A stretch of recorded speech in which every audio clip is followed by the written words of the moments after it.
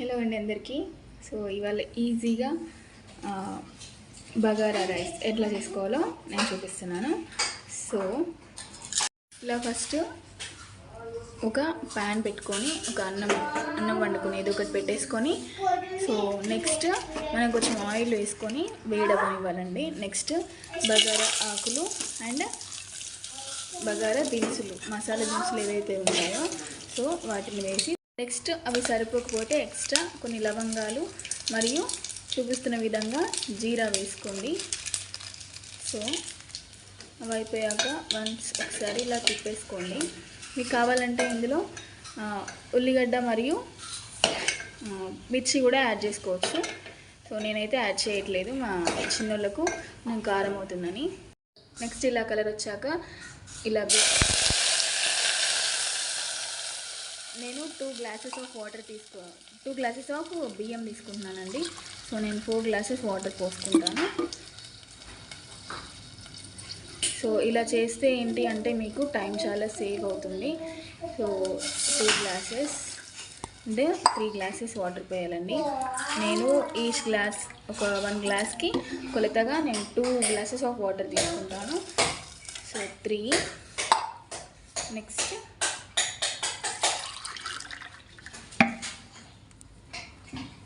4 అండి. సో అయిపోయాక ఒకసారి దీన్ని ఇలా కలిపేసుకోండి.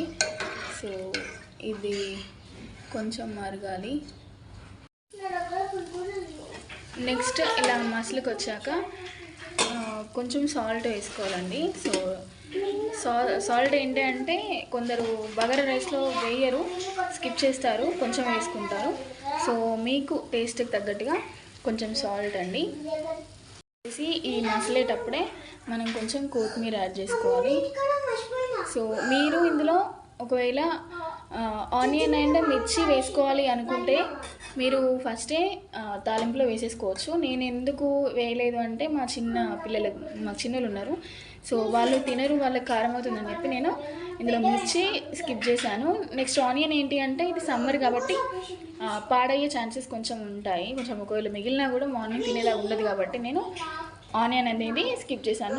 సో మీరు అల్లం వెల్లుల్లి పేస్ట్ కూడా వేసుకోవచ్చండి, నేనైతే మర్చిపోయాను. సో మీరు వేసుకోండి.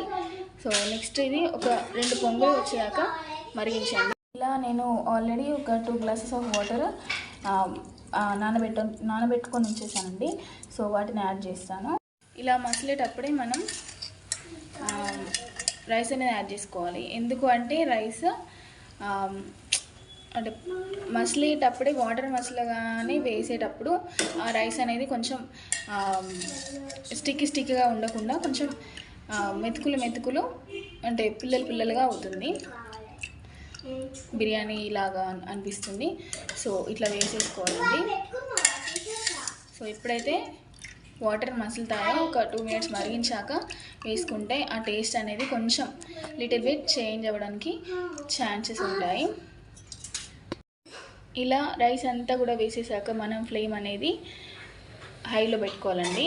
సో హైలో పెట్టుకుంటేనే రైస్ అనేది బాగా కుక్ అవుతుంది, అవుట్పుట్ కూడా చాలా బాగుంటుంది. అంటే కంప్లీట్ అయ్యేసరికి, ఫినిష్ అయ్యేసరికి ఒక టెక్స్చర్ అనేది చాలా బాగా వస్తుంది. సో మనం ఇప్పుడు మూత పెట్టేసుకోవాలి.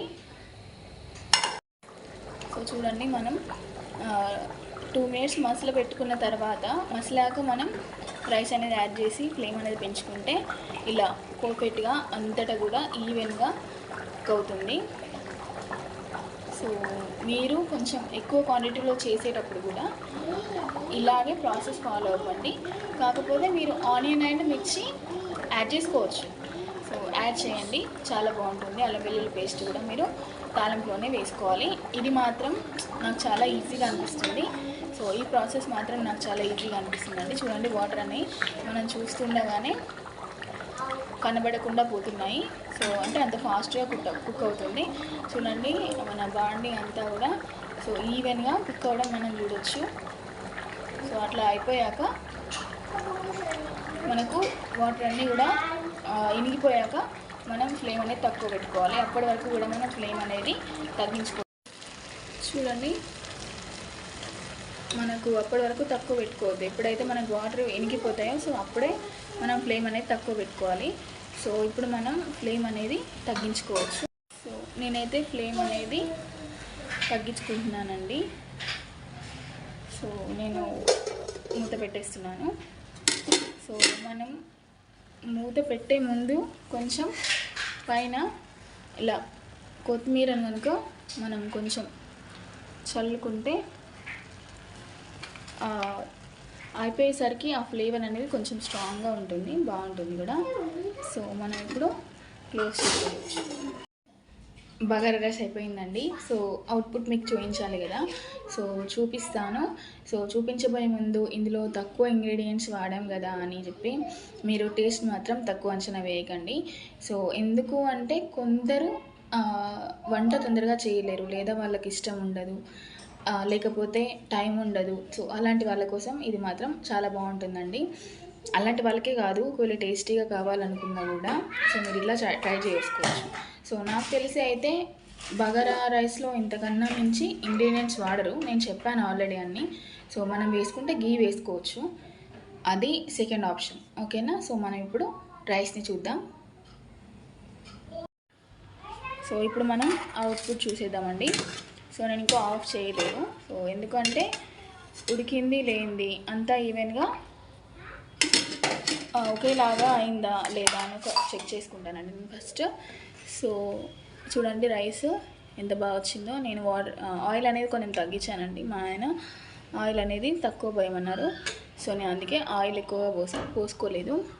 సో చూడండి, సో నేను ఇప్పుడు గ్యాస్ ఆఫ్ చేస్తున్నాను. సో నేను మీకు చూపిస్తాను ఇది ఎట్లా వచ్చిందో.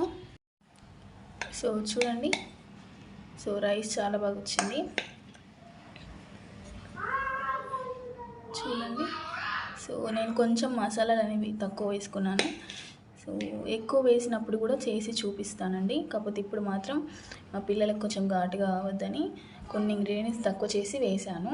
కాకపోతే మీరేం స్కిప్ చేయాల్సిన అవసరం లేదు, అవి వేసుకోవచ్చు. బగారా సో ఎలా ఉంది మీ ఒపీనియన్ అనేది కామెంట్ సెక్షన్లో తెలపండి.